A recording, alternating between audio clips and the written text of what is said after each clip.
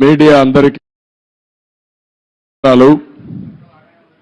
ఇక్కడికి విచ్చేసిన సిఆర్డీఏ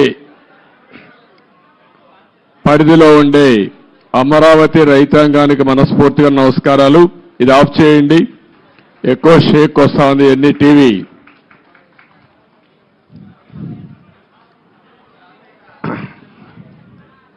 రైతులందరికీ కూడా మనస్ఫూర్తిగా నమస్కారాలు. ఈరోజు మీరందరూ కూడా చాలా రోజులుగా ఆందోళన చేస్తున్నారు. 1631 రోజులు ఆందోళన చేసి ఈ ప్రభుత్వం వచ్చిన తర్వాత మళ్లీ అభివృద్ధి జరుగుతుందనే నమ్మకంతో ఆందోళన అజిటేషన్ విరమించారు. ఇది ప్రపంచంలో ఒక చరిత్ర. ఒక రాజధాని కోసం, అమరావతి కోసం సుదీర్ఘ పోరాటం చేసిన ఘనత ఇక్కడుండే రైతులకే దక్కుతుంది. మనస్ఫూర్తిగా మరొక్కసారి అభినందనలు. మీ చొరవ, మీరు పోరాడిన విధానం చూస్తే ఇది భావితరాలకు కూడా ఒక ఆదర్శంగా నిలిచిపోతుంది. అయితే ఈరోజు నేను ఇక్కడికి వచ్చినప్పుడు అమరావతి అనగానే ప్రపంచమంతా కూడా గుర్తించే పరిస్థితికి వచ్చారు. అయితే ఈరోజు ఒక విషయం ఎక్కువంటే అందుకు గుర్తుపెట్టుకోవాల్సిన, ఆంధ్రప్రదేశ్ అంటే ఏపీ. ఏపీ అంటే ఒక పక్క అమరావతి, ఒక పక్క పోలవరం.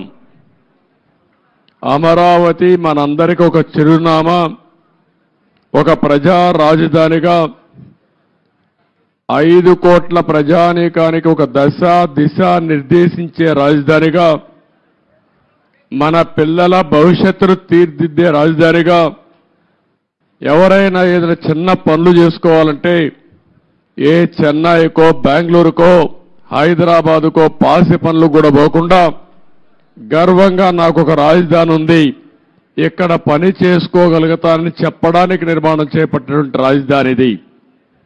అలాంటి రాజధాని ఈరోజు మనం చూస్తే అతలాకుతలం చేశారు.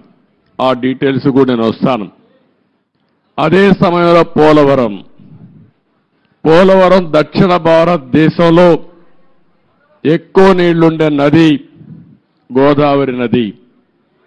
పోలవరం పూర్తి చేస్తే నదుల అనుసంధానం జరిగితే రాష్ట్రంలో ప్రతి ఒక్క ఎకరాకు నీళ్లు ఇచ్చే అవకాశం ఉంటుంది. ఈ రెండు కూడా మనం ఒక్కసారి ఆలోచించుకున్నప్పుడు రాష్ట్ర విభజన జరిగింది.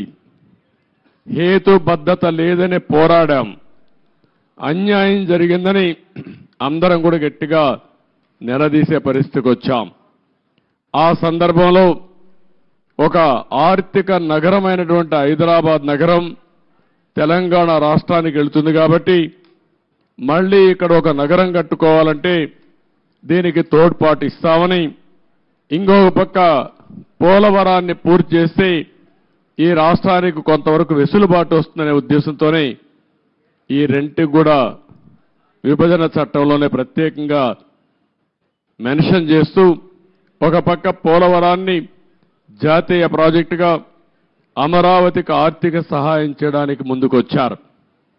అయితే ఈరోజు మనం చూస్తా ఉంటే రెండు కూడా ఈరోజు రాష్ట్రంలో ఉండే 5 కోట్ల ప్రజల్ని ఓటే నేను కోరుతున్నా. ఈరోజు ఏదైతే మాకు ఓట్లు వేశారు ఇది ఒక హిస్టారికల్ విక్టరీ. చరిత్రలో నేను 45 సంవత్సరాలుగా చూశాను కానీ ఆంధ్రప్రదేశ్ రాష్ట్రం ఏర్పడిన తర్వాత భారతదేశ చరిత్రలో కూడా ఇంత పెద్ద విక్టరీ ఎప్పుడూ రాలేదు. ఒక్క మాటలో చెప్పాలంటే వన్ సైడెడ్గా ఇలాంటి ముఖ్యమంత్రి పనికి రాడు, ఇతను అవసరం లేదని తీర్పిచ్చి బ్రహ్మాండంగా ప్రజలు ముందుకు వచ్చారు. 95,000 మెజారిటీ ఒక నియోజకవర్గంలో, 11 సీట్లు కూడా రాలా వీళ్లకు. అంటే దీన్ని బట్టి అర్థమవుతుంది ప్రజలు ఎంత వ్యతిరేకంగా ఉన్నారో. దుష్ట పరిపాలన అనడానికి దీనికంటే వేరే తార్కాణం అవసరం లేదు. కానీ మమ్మల్ని గెలిపించారు. అంతటితోనే రాష్ట్రంలో ఉండే ప్రజల యొక్క బాధ్యత అయిపోలేదు. ఆ విషయం నేను గుర్తు చేయదలుచుకున్నాను. అనునిత్యం మీరు ఆలోచించాల్సిన అవసరం ఉంది. రాజకీయాలకు పనికిరాని వ్యక్తి, ముఖ్యమంత్రికి అర్హత లేని వ్యక్తి ఆ పదవి వస్తే ఏం చేస్తాడో 5 సంవత్సరాలు మనం చూశాం. ఈరోజు పోలవరం కానీ అమరావతి కానీ వ్యక్తిగత సంపద కాదు. ఏ ఒక్క వ్యక్తికో, ఏ ఒక్క వర్గానికో, ఏ ఒక్క ప్రాంతానికో పరిమితమైంది కాదు. కానీ ఇది ఒక సంపద కేంద్రం. ఒక సంపద సృష్టిస్తే అది సమాజానికి పనికొస్తుంది. అదే సమయంలో వ్యక్తులు బాగుపడతారు, ప్రభుత్వానికి ఆదాయం పెరుగుతుంది. ప్రభుత్వ ఆదాయం పెరిగితే సంక్షేమ కార్యక్రమాలు చేసేందుకు అవకాశం ఉంటుంది. అదే మరి ప్రజలందరినీ సాధికార వైపు ముందుకు తీసుకుపోయే అవకాశం ఉంటుంది. రెండోది పోలవరం.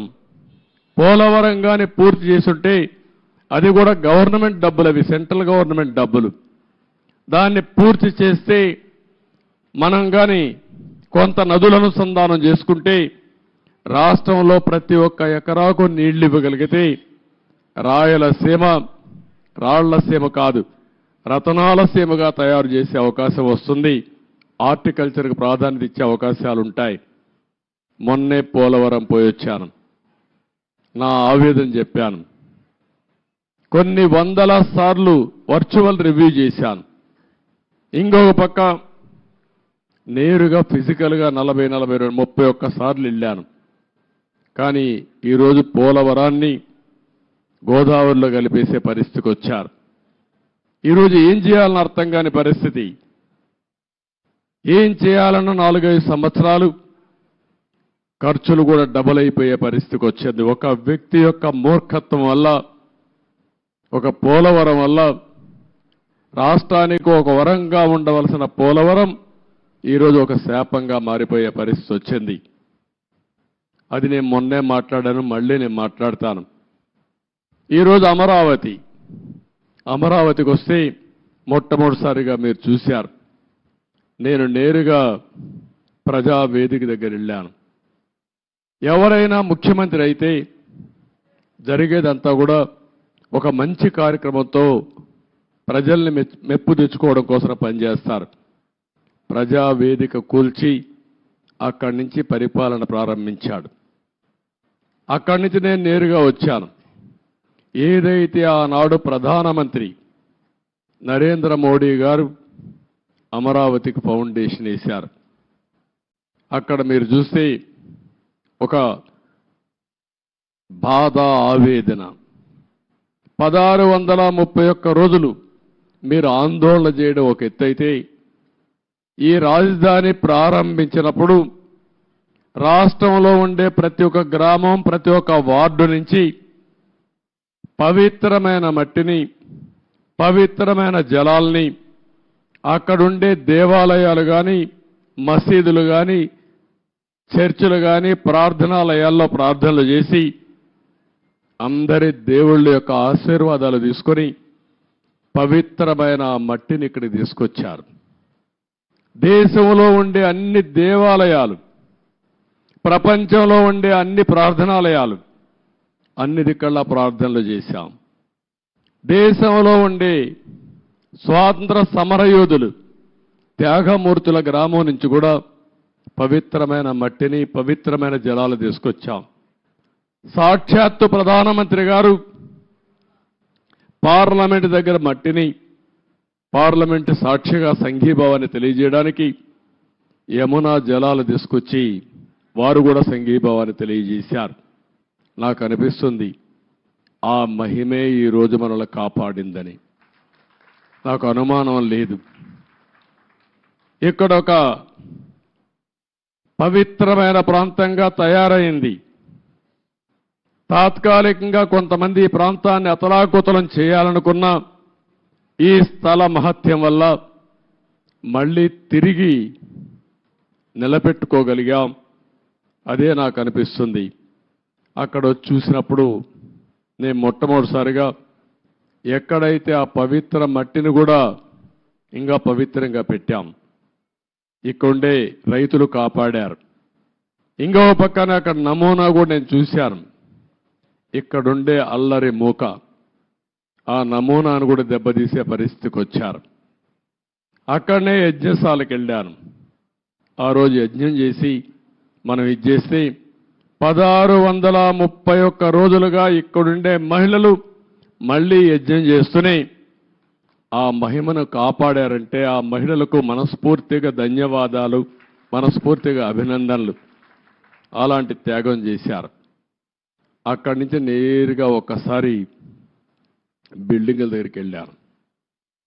5 సంవత్సరాలు ఎక్కడ వేసిన మట్టి అక్కడే ఉంది. వీలైతే వీళ్ళు చేసిన పని విధ్వంసం చేశారు. ఇక్కడుండే పైపులు దొంగిలించకపోయారు, ఇసుక దొంగిలించకపోయారు, కడాన రోడ్లేస్తే మెటలు కూడా దోవకపోయారు. ఇది ఏ విధంగా అభివర్ణించాలో నాకైతే అర్థం కావడం లేదు. ఒక్క బిల్డింగ్ కూడా ముట్టుకోలేదు. ఒక్క రాజధానికి మనం ఆ రోజు కట్టినటువంటి అసెంబ్లీ బిల్డింగ్స్ ఉన్నాయి, పక్కనే సెక్రటరియట్ బిల్డింగ్స్ ఉన్నాయి, ఇంకో పక్క అమరావతి హైకోర్టు బిల్డింగ్లు కట్టాం. ఆ హైకోర్టు కూడా డిస్ట్రిక్ట్ కోర్టు కోసం కట్టిన బిల్డింగు, అవి మాత్రం మిగిలే పరిస్థితికి వచ్చాయి. ఈ యొక్క రాజధాని మనం చూస్తే దగ్గర ఈరోజు నేను అన్నీ తిరిగిన తర్వాత ఇప్పుడే నాకు అర్థమైంది ఏంటంటే ఏం చేయాలని అర్థం కాని పరిస్థితి. 5 సంవత్సరాలు రోడ్లన్నీ పూర్తి అయిపోయినటివి, సగంలో ఆగిపోయినాయి. కొన్ని అయితే 80% పూర్తి చేసి ఆగిపోయినాయి. అదే మాదిరిగా బిల్డింగ్స్ మొట్టమొదటిసారిగా నేను వెళ్ళింది శాసన మండలి, శాసనసభ అభ్యర్థులు ఎవరైతే ఎమ్మెల్యేలు, ఎమ్మెల్సీలు ఉండే క్వార్టర్స్కి వెళ్ళాను. 80-70% వర్క్ అంతా పూర్తయింది. మిగిలినటి ఎక్కడేసిన గొంగళ అక్కడే మిగిలిపోయింది. ఆ తర్వాత పక్కనుండే ఐఏఎస్ ఆఫీసర్స్, జూనియర్ ఆఫీసర్స్ యొక్క క్వార్టర్స్ చూశాను. అవి కూడా అక్కడే ఉన్నాయి. 70-80% పూర్తయింది. పక్కనుండే సెక్రటరీస్, అదే మాదిరిగా ప్రిన్సిపల్ సెక్రటరీస్ బిల్డింగ్లన్నీ ఉన్నాయి. అవన్నీ కూడా తుమ్మ చెట్లు మొత్తం మొలిచిపోయి ఇవన్నీ కమ్ముకుపోయే పరిస్థితి వచ్చింది. పక్కనే హైకోర్టు వస్తుంది. అక్కడనే అడ్మినిస్ట్రేషన్ కోసం 5 టవర్స్ని ప్రారంభించాం. ఇంకొక పక్కన అసెంబ్లీ బిల్డింగ్ వస్తుంది, దాని పక్కనే హైకోర్టు వస్తుంది. అక్కడనే జడ్జెస్ బంగ్లాలు వస్తాయి, పక్కనే ఎమ్మెల్యేలు, మినిస్టర్స్ బంగ్లాలు వస్తాయి. దాని తర్వాత గెజిటెడ్ ఆఫీసర్స్ 1 కానీ 2 కానీ నాన్ గెజిటెడ్ ఆఫీసర్స్ యొక్క క్వార్టర్స్ వస్తాయి. ఇవన్నీ కూడా ఎక్కడికక్కడ నిలిచిపోయినాయి. రోడ్లు కూడా అధ్వానంగా ఉన్నాయి. చాలా బాధాకరమైన సిచ్యువేషన్. రాష్ట్రంలో ఉండే ప్రజలందరూ అర్థం చేసుకోవాల్సింది ఈ విధంగా ఉండవలసిన రాజధాని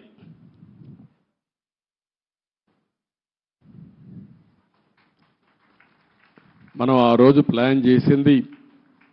నేను మళ్ళీ ఒక వైట్ పేపర్ ఒకటి రిలీజ్ చేస్తాం, అందులో డీటెయిల్స్ అన్నీ పెడతాం. ఈరోజు నేను ఫస్ట్ టైం వచ్చింది రాజధానిని చూడడానికి వచ్చాను. ఎక్కడున్నామో అధ్యయనం చేయడానికి వచ్చా.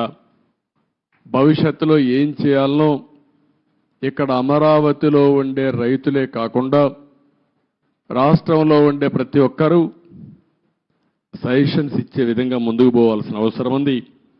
తొందరలోనే ఒక వైట్ పేపర్ కూడా పబ్లిసైజ్ చేస్తాం. ఒక వైట్ పేపర్ పబ్లిసైజ్ చేసి ప్రజల అందరూ కూడా చర్చించుకోవాల్సిన అవసరం ఉంది.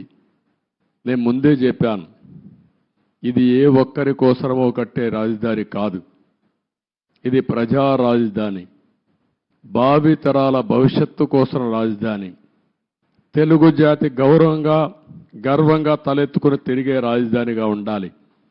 అదే సమయంలో ఇక్కడ అమరావతి రాజధాని వస్తుందంటే విశాఖపట్నాన్ని ఆర్థిక రాజధానిగా తయారు చేయాలని, కర్నూలుని ఒక మోడర్న్ సిటీగా ఆధునికమైన నగరంగా తయారు చేయాలని, అదే మాదిరిగా అన్ని జిల్లా హెడ్ క్వార్టర్స్ కూడా ఏమేం చేస్తాం చాలా స్పష్టంగా చెప్పాం. దాని ప్రకారమే మీరు చూస్తే 12 ఇన్స్టిట్యూషన్స్ గవర్నమెంట్ ఆఫ్ ఇండియా ఇస్తే కర్నూలులో IIT పెట్టాం, అక్కడనే ఉర్దూ యూనివర్సిటీ పెట్టాం, అనంతపూర్లో సెంట్రల్ యూనివర్సిటీ పెట్టాం, తిరుపతిలో ఐజర్ కానీ అదే మాదిరిగా IIT కానీ పెట్టాం, ఇంకో పక్క విశాఖపట్నంలో IIM పెట్టాం, తాడేపల్లిగూడెంలో NIIT పెట్టాం, మంగళగిరిలో all India institute of medical science పెట్టాం, ఇంకొక పక్కన ఒంగోలులో IIT పెట్టాం. ఈ విధంగా అన్ని విజయనగరంలో ట్రైబల్ యూనివర్సిటీ పెట్టాం. అన్ని ప్రాంతాల అభివృద్ధి కోసం, సమగ్ర అభివృద్ధి కోసం ఆ రోజే చాలా స్పష్టమైన విధానాన్ని ప్రకటించాం. ఈరోజు మనం చూస్తే ఏది జరిగే పరిస్థితి లేకుండా పోయింది. నేను అందుకనే ఈరోజు డీటెయిల్స్కి పోవడం లేదు, బ్రాడ్గా మీ అందరికీ ఒక ఐడియా ఇస్తున్నాను. డీటెయిల్స్ అన్నీ కూడా వైట్ పేపర్లో వస్తాయి. అయితే బాధ ఏంటంటే ఈ రాజధాని పైన బురజల్లే ప్రయత్నం చేశారు, నిత్యం విష ప్రచారం చేశారు, అమరావతిని బ్రాండ్ని దెబ్బతీయడానికి ప్రయత్నం చేశారు. శివరామకృష్ణ కమిటీ చాలా స్పష్టంగా సెంట్రల్ ప్లేస్లో ఎక్కడైనా పెట్టండి అని చెప్పారు. అంటే ఇది 12 పార్లమెంట్లు ఒక పక్క వస్తాయి, ఇంకొక పక్క 12 పార్లమెంట్లు వస్తాయి. గుంటూరు సెంట్రల్లో ఉంటుంది. ఎలిమెంటరీ స్కూల్ చదివే పిల్లవాడిని చెప్పినా ఎక్కడ మీ రాజధాని ఉండాలంటే ఈ ప్రాంతమని మ్యాప్లో చూపించే విధానం ఇది. అందుకే అమరావతిని పెడితే దానిపైన మాట్లాడారు. ఇంకొక పక్కన మీరు అందరూ చూస్తే చాలా వరకు ఇన్సైడర్ ట్రేడింగ్ అన్నారు. ఇంకొక పక్కన స్విస్ ఛాలెంజ్ని అవహేళన చేశారు. విషయం చెప్పి సింగపూర్ లాంటి కన్సార్టియంని తరిమేసే పరిస్థితికి వచ్చారు. One of the best Norman faster అనే కన్సల్టెంట్ని లేకుండా పంపించేసే పరిస్థితికి వచ్చారు. 3 రాజధానులు అన్నారు, 3 ముక్కలాట ఆడారు. కడాన 5 సంవత్సరాల తర్వాత 10 సంవత్సరాల తర్వాత మీ రాజధాని ఏదంటే చెప్పుకోలేని పరిస్థితి, దుస్థితిలో మనల్ని నెట్టేసే పరిస్థితికి వచ్చారు. డబ్బులు ఎక్కడున్నాయన్నారు. ఆ రోజు కూడా ఇక్కడుండే రైతాంగం యొక్క స్ఫూర్తిని మీరు చూస్తే దగ్గర రైతులు ఇచ్చిన భూమే కాకుండా ఇక్కడుండే గవర్నమెంట్ భూములు అన్ని కలుపుకుంటే 55,000 ఎకరాలు సేకరించింది ఆనాటి ప్రభుత్వం. దగ్గర 29,000 మంది రైతులు ఒక్కరు కూడా కోర్టుకు పోకుండా స్వచ్ఛందంగా ముందుకొచ్చి మేము రాజధానికి ఇస్తాం, మాకు ఒక ప్యాకేజ్ ఇమ్మని ముందుకొచ్చారంటే ప్రపంచానికి ఆదర్శం ఇది. ఒక ల్యాండ్ కొనాలంటే, లేకుంటే ఒక చిన్న ఇరిగేషన్ ప్రాజెక్ట్ కట్టాలన్నా, లేకుంటే ఒక మంచి పనికి ఒక దేవాలయం కట్టాలన్నా భూమి ఇవ్వని ఈ రోజుల్లో ఇక్కడుండే రైతాంగం ముందుకొచ్చి స్వచ్ఛందంగా భూమి ఇస్తే దానికి ఎన్ని అపవాదులు వేయాలని అపవాదులు వేశారు. ఇక్కడుండే రైతాంగాన్ని ఎన్ని ఇబ్బందులు పెట్టాలని ఇబ్బందులు పెట్టారు. ఇంకొక పక్కన ఇక్కడుండే కామన్ ఇన్ఫ్రాస్ట్రక్చర్కి అంతటికి ఉపయోగించుకుని రోడ్లు కానీ, గవర్నమెంట్ బిల్డింగ్లు కానీ, పబ్లిక్ పర్పసెస్ కానీ అన్నిటికీ ఉపయోగించుకున్న తర్వాత కొంత భూమి మిగులుతుంది. దాన్ని అమ్మితే ఇక్కడ రాజధాని కట్టుకునే అవకాశం వస్తుంది. దానికి కూడా ఎన్ని చేయాలని చేసే పరిస్థితికి వచ్చారు. నేను మొట్టమొదటి నుంచి కూడా చెప్పాను, సెల్ఫ్ ఫైనాన్సింగ్ ప్రాజెక్ట్ అని. ఇక్కడొచ్చే ఆదాయమే ఈ అమరావతి నిర్మాణానికి సరిపోతుంది. ఎప్పటికప్పుడు కన్స్ట్రక్షన్ కానీ అదే మాదిరిగా ఆర్థిక కార్యక్రమాలు ఇక్కడ జరిగితే దానివల్ల ప్రభుత్వానికి ఆదాయం వస్తుంది. ఆ ఆదాయంతో సంక్షేమ కార్యక్రమాలు పెద్ద ఎత్తున చేసుకునే వెసులుబాటు వస్తుందని కూడా చెప్పాం. ఏది చెప్పినా ఒక దురుద్దేశంతో పెట్టుకుని ఈ రాజధానిని పూర్తిగా నిర్వీర్యం చేశారు, అపహాస్యం చేశారు, విధ్వంసం చేశారని చెప్పి కూడా నేను మీకు తెలియజేస్తున్నా. ఇది ఈరోజు నేను చూసిన బ్రాడ్గా ఉండే విషయాలు మీడియా మొత్తం బిల్డింగ్స్ అన్ని చూశారు. బూజు పట్టిపోయినాయి, కొన్ని డోర్స్ అన్ని పోయినాయి, కొన్ని అయితే ఎరగొట్టారు, విధ్వంసం చేశారు. ఎన్ని యాంటీ సోషల్ ఎలిమెంట్స్ చేయాలనో అన్ని కార్యక్రమాలు. ఒక రైతులు ఎంత కాపాడాలనుకున్నా పోలీసులు ఏకపక్షంగా వీళ్ళ మీదనే కేసులు పెట్టారు. కాంట్రాక్టర్ల మెటీరియల్ ఇక్కడ పెడితే ఆ మెటీరియల్ దోచుకొని పోయే పరిస్థితికి వచ్చారు. అడిగితే వాళ్ళను కూడా కొట్టే పరిస్థితికి వచ్చారు. చాలా దారుణం, చాలా దౌర్జన్యం. ఏది ఏమైనా మళ్ళీ నేను ఇప్పుడే ఒక మాట చెప్పాను. ఒక పక్కన ప్రజలతో చర్చిస్తూనే ఎంత నష్టం జరిగింది రాష్ట్రానికి ఆ విషయాలు చెప్తూనే మొత్తం ఇక్కడ చూస్తే బ్రహ్మాండమైన బిల్డింగ్స్తో ఎక్కడికో వెళ్ళవలసిన ఈ రాజధాని ఈ తొమ్మంతా పెరిగిపోయి ఎక్కడికక్కడ బిల్డింగ్ లేసిన ఫౌండేషన్ కానీ కొంత కన్స్ట్రక్షన్ కానీ కమ్మేసే పరిస్థితికి వచ్చింది. ముందు ఒక మాట చెప్పాను, ఒక టెండర్ పిలిచి రాజధాని మొత్తం ఈ తుమ్మ చెట్లన్నీ తీయండి, కనీసం ఒక క్లారిటీ వస్తుంది, ఒక విజిబిలిటీ వస్తుంది. అంత లోపల మనం అంతా కూడా ప్రజలతో చర్చించిన తర్వాత ఏం చేయాలో అవి కూడా ఆలోచిస్తాం. ఒక దుర్మార్గమైన వ్యక్తి చేసే విధ్వంసానికి అమరావతి బలైపోయింది. రాష్ట్రానికి తీవ్రమైన నష్టం జరిగింది. ఆ విషయమే ప్రజలకు చెప్తూ మీరందరూ కూడా ఒక్కొక్కసారి రాగద్వేషాలకు అతీతంగా ఇప్పటికి కూడా 11 సీట్లే వీళ్ళు గెలిచారు. కొంతమంది ఓట్లేశారు. ఓట్లేసిన వ్యక్తులు కూడా మీరు ఒక్కసారి ఆలోచించుకోండి. ఇలాంటి వ్యక్తికి ఓటేయడం భావ్యమా? అలాంటి వ్యక్తులు రాజకీయాలకు అర్హులా? ఇలాంటి వాళ్ళని మనం సహకరిస్తామా? ఒకవేళ ఇలాంటి వ్యక్తులు కానీ రాష్ట్రంలో కానీ రాజకీయాల్లో ఉంటే భవిష్యత్తు ఏమవుతుంది అనే విషయం కూడా ప్రజలందరూ అర్థం చేసుకోవాల్సిన అవసరం ఉంది. ఇది మనందరి భవిష్యత్తు, మన పిల్లల భవిష్యత్తు. కాబట్టి మనందరం కూడా ఎక్కడికక్కడ కొంతమంది అనుకుంటారు మాకే సంబంధం అమరావతి అని, మాకే సంబంధం పోలవరం అని, అభివృద్ధి అంటే అదేంటని. అట్లా కాకుండా అభివృద్ధి జరిగితే మీ జీవితాలు బాగుపడతాయి. ఈరోజు ఏ గవర్నమెంట్ అయినా సరే ప్రభుత్వ విధానాల ద్వారా ప్రజా జీవితాలను మారుస్తుంది. అటు కేంద్ర ప్రభుత్వంలో ఉండే నరేంద్ర మోడీ గారు కానీ, వివిధ రాష్ట్రాల్లో ఉండే రాష్ట్ర ముఖ్యమంత్రులు కానీ, ఇక్కడ ప్రభుత్వం కానీ మీ జీవితాల్లో వెసులుబాటు తీసుకురావడం, మీ జీవితాల్ని బాగు చేయడం, ఒక పక్క సంక్షేమ కార్యక్రమాలు చేస్తూనే ఇంకొక పక్క అభివృద్ధి కార్యక్రమాలు చేస్తూ తాత్కాలికంగా మీకు వెసులుబాటు ఇవ్వడమే కాకుండా దీర్ఘకాలంలో మీ జీవితాలకు వెలుగొచ్చే విధంగా చేయాల్సిన బాధ్యత ప్రభుత్వాలపైన ఉంది. ఈరోజు హైదరాబాద్ని అభివృద్ధి చేశాం. దాని ఫలితాలు అక్కడ ప్రజానీకం ఎంజాయ్ చేస్తున్నారు. అదొక తృప్తి నాకు. ఆ రోజు నేను వేసినటువంటి ప్రతి ఒక్క కార్యక్రమం చేసిన అభివృద్ధి కానీ, లేకపోతే వేసిన ఫౌండేషన్లు కానీ, ఆలోచనలు కానీ ఏది పెండింగ్ పెట్టకుండా ప్రతి ఒక్క ముఖ్యమంత్రి చేతనైనంత వరకు ముందుకు తీసుకెళ్లారు. చేత కాకపోతే వదిలిపెట్టారు. ఎవడు విధ్వంసం చేయాల. కానీ ఇక్కడికి వచ్చే కొందికి విధ్వంసం జరిగే పరిస్థితి వచ్చింది.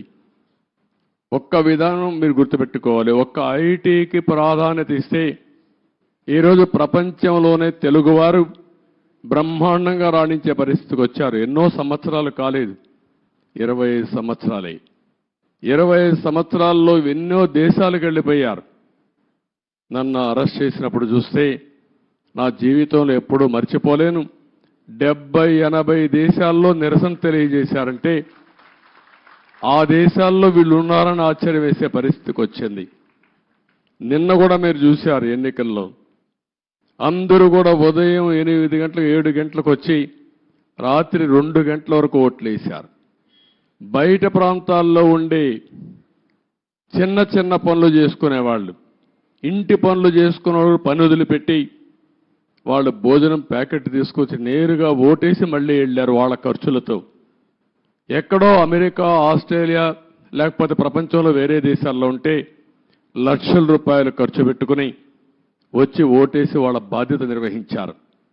ఈ విషయం ప్రతి ఒక్కరూ గుర్తుపెట్టుకోవాల్సిన అవసరం ఉంది. ఓటేయడం మీ బాధ్యత అనుకొని ఈ 5 ఏళ్లు చేసిన విధ్వంసం చూసిన తర్వాత మళ్ళీ మేము భరించలేమనే ఉద్దేశంతో మీరు ముందుకు వచ్చారు. కానీ ఈరోజు నేను ఇక్కడుండే ప్రజానీకాన్ని కోరేది ఒకటే, అనునిత్యం మీరు ఆలోచించాల్సిన అవసరం ఉంది. మాకు కూడా మీరు ఒక స్ఫూర్తిని ఇవ్వాల్సిన అవసరం ఉంది. ఎక్కడికక్కడ గైడెన్స్ ఇస్తూ ఉంటే, మాకు కూడా ఆలోచనలు ఇస్తూ ఉంటే, మా ఆలోచనలు మీ యొక్క సమస్యలు రెండు కూడా జోడించుకొని మెరుగైన ప్రజా విధానాలకు రూపకల్పన చేస్తాం. దానివల్ల మీ జీవితాల్లో మంచి జరుగుతుంది. ఏ కార్యక్రమం చేసినా ప్రజల కోసం చేస్తాం కాబట్టి ప్రజలు ఇందులో భాగస్వాములు కావాల్సిన అవసరం ఉంది. అందుకే మొన్న పోలవరం పోయినప్పుడు కూడా చాలా స్పష్టంగా చెప్పాను. ఈరోజు అమరావతికి వచ్చినప్పుడు చాలా స్పష్టంగా చెప్తున్నా. అన్ని విషయాలు ఏమాత్రం అరమరకలు లేవు. మొత్తం మేము ముందర పెడతాం. మేము చేసే ప్రతి ఒక్క పని మీ యొక్క భవిష్యత్తు కోసం చేసే పని కాబట్టి మిమ్మల్ని అందరినీ భాగస్వాములు చేయడం మా ప్రధానమైన కర్తవ్యం ప్రజాస్వామ్యంలో. ఇది చేస్తూనే ఎప్పటికప్పుడు నిర్ణయాలు కూడా తీసుకుంటాం. ఎవరైతే తప్పుడు పనులు చేసి కడాన కంకర కూడా దొంగిలించారో అలాంటి వాళ్ళని క్షమించడం కరెక్ట్ కాదు. వీళ్ళకి అలవాటు అయిపోయింది.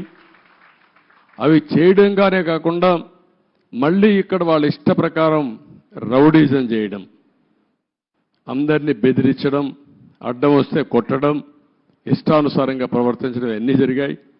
అవన్నీ కూడా ఏ మాత్రం కూడా ఎవ్వడి ఆటలు ఎక్కడ జరగనీయం. అవసరమైతే నిర్మోహమాటంగా అణిచివేస్తాం తప్ప ఇష్టానుసారంగా మేమేం చేసినా జరుగుతుంది. రౌడీజం చేస్తాం, రాజకీయాన్ని అడ్డం పెట్టుకుంటామంటే మాత్రం అది జరగనేకుండా చేస్తారని చెప్పి కూడా మీ అందరికీ హామీ ఇస్తూ మరొక్కసారి అందరికి కూడా ఇక్కడుండే రైతాంగానికి మనస్ఫూర్తిగా నమస్కారాలు. మిగిలిన అన్ని విషయాలు మాట్లాడతాను. మీకు ఏదైనా క్వశ్చన్స్ ఉంటే 1 or 2 media.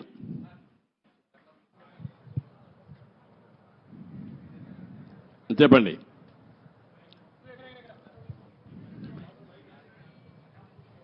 Mic. Hello sir, 1 minute mic. Mic ఎవరు ఇక్కడ? ఎవరికి ఇచ్చారు? సార్, గత ముఖ్యమంత్రి ఈ రాజధానిలో ఈ బిల్డింగ్స్ పరిశీలించుంటే ప్రజావేదికను కూల్చేసినట్టు ఇవి కూడా డిమాలిష్ చేసేవాడేమో సార్. అది దేవుడు కాపాడాడు. ఒక ఉన్మాది బారి నుంచి ఇంకా ఫర్దర్గా కూల్చేయకుండా దేవుడే కాపాడాడు అమరావతిని. అందుకే నేను చెప్పాను, కొన్ని 16,000 గ్రామాల్లో పూజలు చేసి పవిత్రమైన మట్టిని, పవిత్రమైన జలాలను తీసుకొచ్చారు ఇక్కడికి. పార్లమెంటు సాక్షిగా ప్రధానమంత్రి తీసుకొచ్చాడు. మొత్తం ప్రార్థనాలయాలు దేశంలో విదేశాల్లో నుంచి తీసుకొచ్చాం. పవిత్రమైన వ్యక్తులు పుట్టిన జన్మస్థలం నుంచి కూడా, అంటే స్ఫూర్తిదాయకంగా ఫ్రీడమ్ ఫైటర్స్ అన్ని వాళ్లే కాపాడారు. కాబట్టి మీరు కూడా కష్టపడ్డారు, రైతులు పోరాడారు, దేవుళ్ళు సహకరించారు.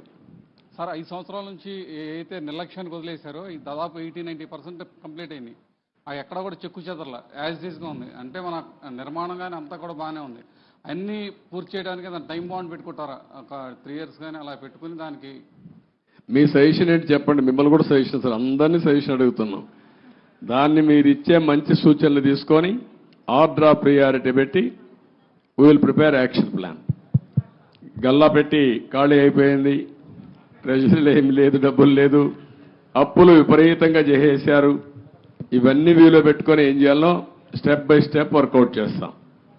Mic. Media. Sir, what is going to be fate of Rushikonda Beach Palace? What's going to be? Will it be quoted as a monument of corruption? That's what rumors. What is your suggestion? You give me idea. Sir, you are the CM, sir. I am the CM. You are the citizen of. నువ్వు ఒక media responsibility ఉంది నీకు కూడా.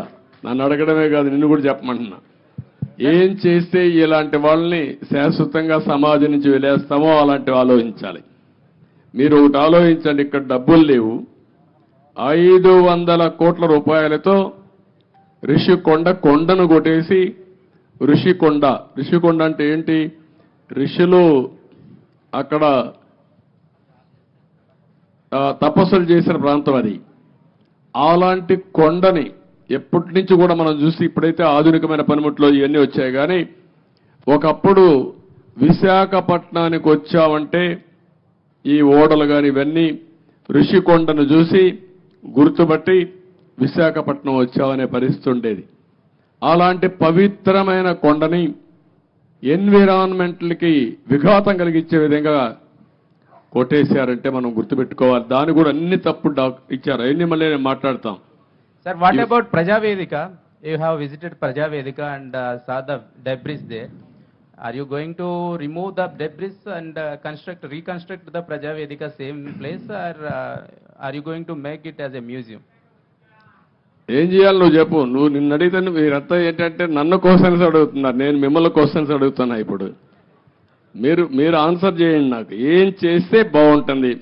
ఇప్పుడు మా మిత్రుడు ఇచ్చాడు శ్రీనివాస్ ఒక మాట.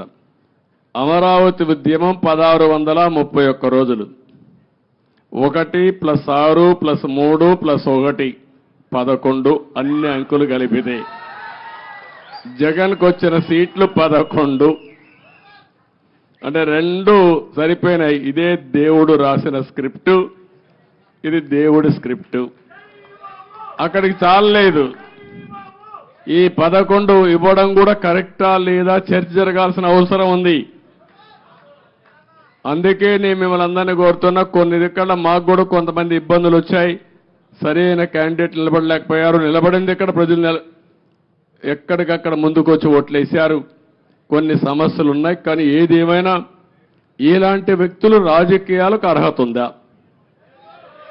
ఇది చర్చ జరగాల్సిన అవసరం ఉంది రాష్ట్రంలో. Sir, people are confident that you can complete entire Amravati construction, complete the buildings and everything. That's why they gave good verdict. They gave good verdict. Majority of the seats, 161 seats like that. Majority ఇస్తే అయిపోయింది వాళ్ళ పని. మీ పని అయిపోయిందా? Yes, sir. We are confident that you can build. You are confident. ఎట్లా build చేయాలో కూడా ఆలోచనలు ఇవ్వండి అందరూ కూడా. సార్ ఇప్పటికీ రాజధాని నిర్మాణానికి అమరావతిని నిర్మించలేదు. ఈ రోజు మీరు మొత్తం విజిట్ చేశారు కదా సార్, అప్రాక్సిమేట్లీ దీని నిర్మాణానికి ఎంత ఖర్చు అవుతుంది? మీరు ఎన్ని రోజుల్లో చేస్తారు? ఇప్పుడు నిన్ను అడగాలి నేను క్వశ్చన్. నిన్ను నేను నియమిస్తే నువ్వు ఎట్టగడతావు చెప్పని అడగాలి నేను ఇప్పుడు. కాబట్టి క్వశ్చన్ అడగడం చాలా ఈజీ, కానీ ఆలోచించి చెప్పడం చాలా కష్టం. నేను ఇంతవరకు ఎంత డబ్బులుంది ఖజానాలో తెలియదు. నిన్నే నేను చూసా.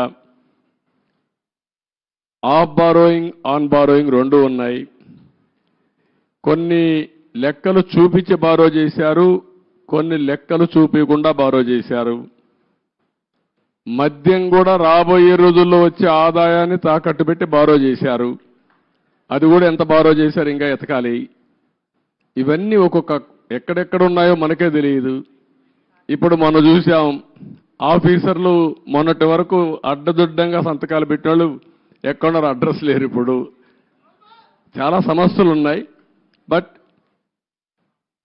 ప్రజలు ఇచ్చినటువంటి మ్యాండేట్ చాలా స్పష్టంగా ఇచ్చారు.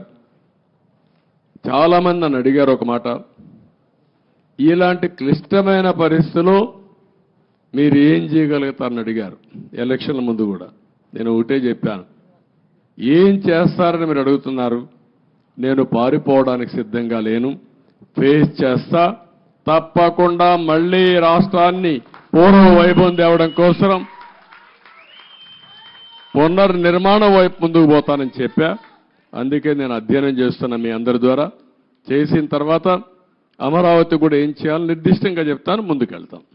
రాజధాని ప్రాంతంలో భూములు ఏమైనా తాకట్టు పెట్టారా సార్? రాజధాని ప్రాంతంలో భూములు కూడా ఏమైనా తాకట్టు పెట్టారా? చూడాలి, రికార్డ్స్ అని చూడాలి. సచివాలయం అయితే సచివాలయాలు పెట్టారు, ఇక్కడ సచివాలయం కూడా పెట్టారనుకుంటాను. చూడాలి, ఆ రికార్డు చూడాలి. Sir okay. సార్ నమస్తే సార్, నా పేరు వేణు. నేను రాజధాని రిపోర్టర్ని సార్. ఒక 12 సంవత్సరాల నుంచి ఇది రాజధాని కాకముందు నుంచి ఇక్కడ ఉన్నాను. మీరు అమరావతిని చరిత్రగా నిలబెడదామని ఎలా ఉన్నారు? ఈ చరిత్రలో జరిగే కొన్ని కార్యక్రమాలను కూడా అలాగే దిష్టిబొమ్మలాగా అలా ఉంచి మంచిని చెడును చూపించే మా రాబోయే తరాలకు కూడా అలాంటి చూపించే విధంగా ఉంటే ప్రజావేదిక బాగుంటుందని నా ఉద్దేశం సార్. ప్రజావేదికను అట్నే పెట్టాలంటావు. అంతే సార్. ఓకే, నువ్వు ఒక మంచి సజెషన్ ఇచ్చావు. ఎందుకంటే ఇది జపాన్లో కూడా ఏం చేశారంటే ఏవేవి హీరోషిమా ఒకటి, నాగసాకి అనుకోండి, నాగసాకి 2 సెకండ్ వరల్డ్ వార్లో మొత్తం బాంబులేసి మొత్తం డివాస్టేషన్ జరిగితే కొన్ని డికేడ్స్ అక్కడ పుట్టిన వాళ్ళు కుంటిగా గుడ్డిగా పుట్టారు. పంటలు కూడా రాలేదు, భూములు కూడా ఇది అయిపోయినాయి. అవన్నీ గుర్తుగా 2 ప్రాంతాలను ఇప్పుడు కూడా అట్లనే పెట్టారు. అంటే దానికి కారణం దాన్ని ఒక స్ఫూర్తిగా తీసుకొని మళ్ళీ మనం కష్టపడాలని అనునిత్యం ప్రజలకు గుర్తు చేశారు. ఈరోజు అదే 2వ ప్రపంచ యుద్ధంలో దెబ్బతిన్న జపాన్ ప్రపంచంలోనే అగ్రదేశంగా తయారైందంటే ఇలాంటివి చూసి పట్టుదల పెంచుకోవడం. అదే మరి మిత్రుడు ఇప్పుడు చెప్పాడు, ప్రజావేదికను కూడా యాజ్ ఇట్ ఈజ్ పెడితే చాలా బాగుంటుందని. అది కూడా ఒక మంచి ఆలోచన. Let us see.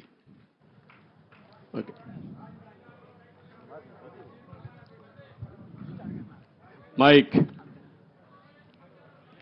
మైక్ ఒకసారి ఆయనకు. హలో సేకరణ చేసిన తర్వాత కూడా సీడ్ యాక్సెస్ రోడ్డు మీద అర్ధరేతులు ఇసుక అక్రమ రవాణా జరుగుతుంది సార్. దాని మీద అంటే నేరాలు అలవాటైన వాళ్ళకి ఇంకా కూడా మారలేకపోతున్నారు.